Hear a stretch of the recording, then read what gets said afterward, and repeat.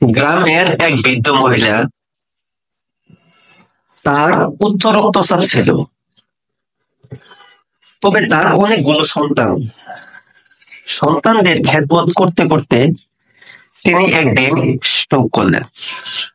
Stroke করার পর তাকে এক মেয়ের বাসায় নেওয়া হলো। তিনি দীর্ঘদিন ধরে মেয়ের বাসায় আছেন, কিন্তু দুঃখজনক হলো সত্য, তার অন্য অন্য সন্তানরা ওই মহিলার খোঁজ নিচ্ছেন না। তখন মহিলা বুঝতে পারলো, আমার জীবনে আমি কত বড় ভুল করেছি। আমার শরীরকে কখনো গুরুত্ব দেয়নি, আমি শুধু সন্তানদেরকে গুরুত্ব দিয়েছি। এখন সন্তানরা প্রতিষ্ঠিত হয়েছে, কিন্তু তারা এখন আমার খবর নিচ্ছে না। তিনি এখন সুখের পানি সবসময় সুখে আসতেই থাকে। তখন মেয়েটি অন্য সন্তানদেরকে জানালেন, তোমরা কি জানো না তোমার মা আমার বাসায় এসেছে? তোমরা একটা দিন মায়ের খবর নেও না। তখন সন্তানরা উত্তর দিল, আমরা সবাই ব্যস্ত, কার খবর কে নেয়? নিজের জীবন নিয়েই তো এখন আমরা বাঁচতে না, আমরা তো নিজের জীবন নিয়েই ব্যস্ত আছি। তারপর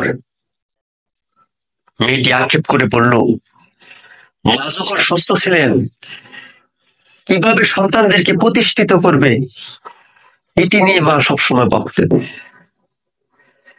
আজকে মা বিছনায় পড়ে বুঝতে পেরেছেন, জীবনে আমার শরীরের প্রতি আমি কত অবহেলা করেছি। আপনারা যারা আমার ভিডিওগুলো দেখতেছেন, আপনারা আপনার শরীরের প্রতি যত্নশীল হন।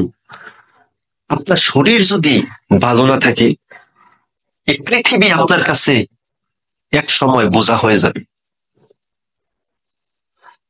আপনি যদি আপনার শরীর ভালো রাখতে চান, কয়েকটি বিষয় মানা আপনার জন্য খুবই জরুরি।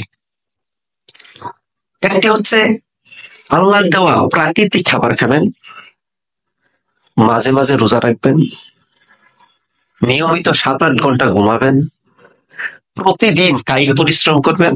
যদি কায়িক পরিশ্রম করার সুযোগ না থাকে তাহলে এক্সারসাইজ করবেন, সবসময় মানসিক প্রশান্তির চর্চা করবেন।